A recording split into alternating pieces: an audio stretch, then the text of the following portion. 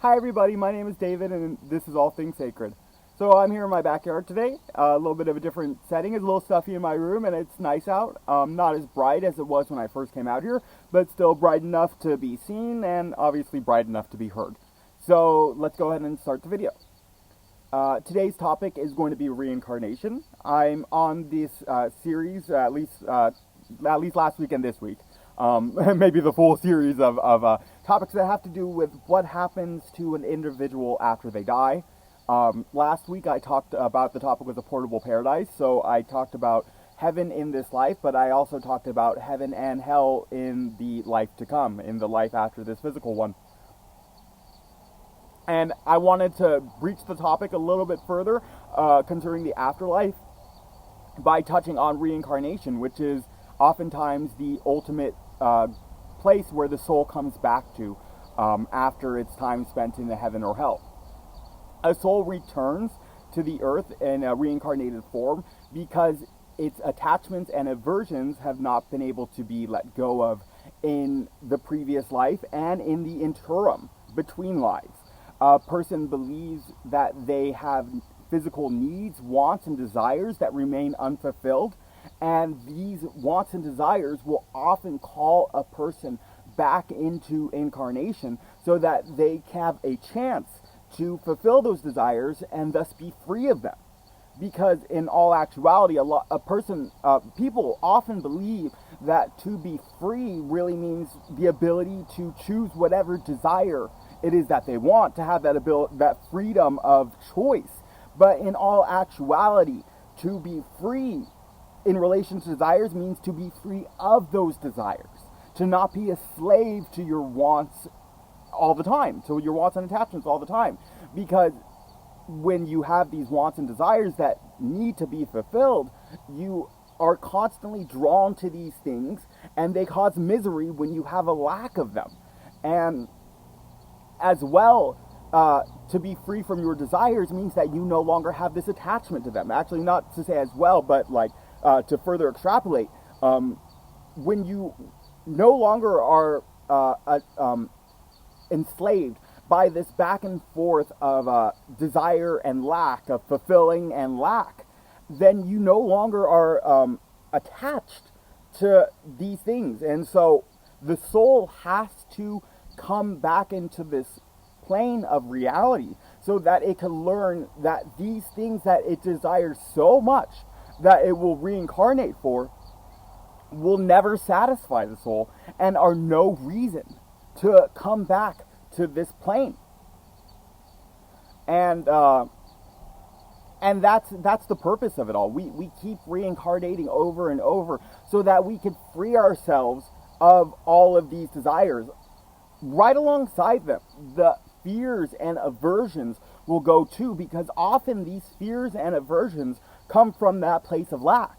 When we don't have something and it causes us this sort of pain or anguish of desire, we gain this fear that if we don't have something that it will come. The lack causing the pain becomes the fear, the worry that we hold with us even when we aren't concerned with that thing.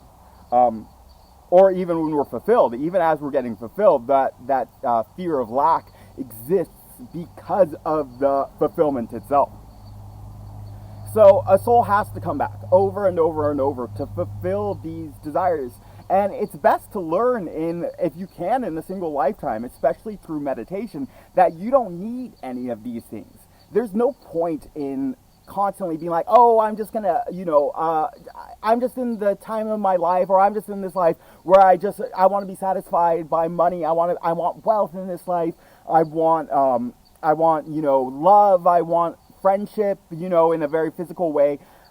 All these things. It's best to convince yourself right now, especially with the aid of meditation, that you don't need to spend your whole life searching for it just so that at the end you can learn to let go. If you understand that you can let go of those things right now, or at least not necessarily let go of those things in your life, but let go of the need for those things. Let go of you defining yourself by these things, so that you can find real freedom from your desires, real freedom from your senses.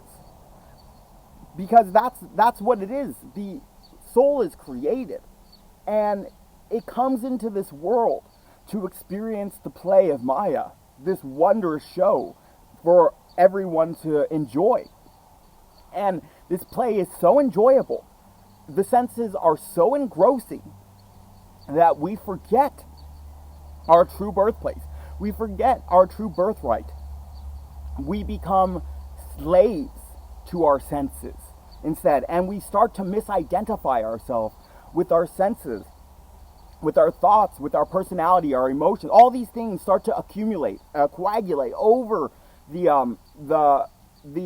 essential soul nature, and cloud it and muddy it and make it more difficult to reflect the true God source that has endowed it with life. And forgetting its true nature, it gets stuck in this place. So that even when it is released of this physical form, it has become so engrossed and so enslaved that, have been bodiless in the physical sense, the soul seeks out, where is my body? Where are my senses? Where is my pleasure and pain in this way? And is forced to come back into the world of incarnation over and over. There's nothing bad about about incarnating. There is even in the Buddhist tradition, or some Buddhist tradition, the idea of bodhisattvas. Bodhisattvas are beings who incarnate even though they have become liberated, even though they have achieved moksha, liberation from their desires, their attachments, and their fears. They have taken the bodhisattva vow that they will continue to incarnate on this in this plane, and as long as there are souls that still need to attain liberation. And they're not engrossed by this play, but they feel that they have a pivotal role to help guide, to help usher forth all of creation into this enlightened nirvana, into this peaceful, blissful state where we can help to further our progress into a golden age. And I mean, that's a valiant thing. It's a wonderful thing. This, I'll relate. So that's the Bodhisattva vow, who take the vow that essentially they'll stand at the gate, and as everyone else goes through ahead of them, that's their greatest joy. I'm reminded of another story though. Of I'm just paraphrasing from my memory, but that there's a man. And God came up to this man, and this man was meditating under a tree. And hi Percy. And the man was meditating under a tree, and a God came up to the man and told him that you've done great work. It will only take you 3 more lifetimes for you to achieve moksha, to achieve liberation. And the man gets furious. He's like, what, 3 lifetimes? I've worked so hard in this life. I've worked so hard in previous lives to achieve this, and you're telling me I have 3 whole lifetimes. And the God tells him that, well, you have a lot longer now. Look at your misery keeps you here. And then the God went off to another man who was also under a tree, but this man was dancing around and he was having a joyous time. And the God comes up to him and says, see this tree here? As many leaves as are on this tree is as many lives you will have to live before you achieve moksha and liberation. And the dancing man looks at the God and says, wonderful, I get to be in this play, this joyous experience for that many more lives. How great is that? And the God says to him, you've achieved moksha, you've achieved liberation right now. It's part of the paradox of life, is that even though we are working to become liberated from our attachment to this world, if we are not enjoying our time here, then we will be attached to our negativity, to our outlook, to our perspective that holds us from enjoying the beauty of this life. I was talking to Nelson, my partner, my husband, recently about how the path is full of paradoxes like that. How you have to learn to be strong, and hard, but you also have to know how to be soft and vulnerable. It's everywhere you look, you'll realize that when the mind is able to wrap itself around a paradox, it kind of frees itself from its own shackles and is able to tap into the controlling force of our being. So still on the topic of reincarnation, why does it matter, a person might ask? Why does it matter if we're reincarnated? What value is that to me in the here and now? And the answer is there is a lot of value in your previous lives to your here and now, right now.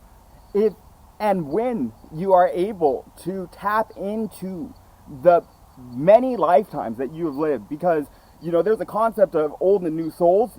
If any of you are humans, and you're probably humans who are watching this, you've lived many, many lifetimes as animals coming up to this point to be human. And if any of you humans watching this are watching this and interested actually in the topic, it's likely you've lived many lifetimes as a human as well.